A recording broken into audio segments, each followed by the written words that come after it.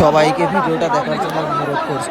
Syndicate তবু দেখেন কি করে, 2 মিনিটের ভিডিওতে 4বার বল পাইছে, 4বারের একবারও জায়ান্টকে বল দেয়নি।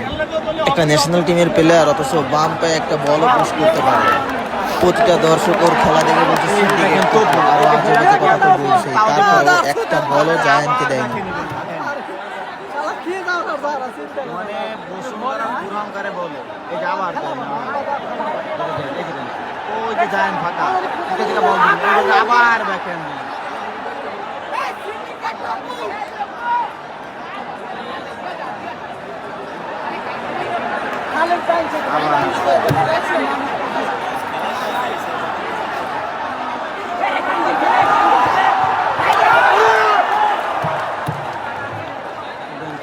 ওই যে জায়ান্ট ফাঁকা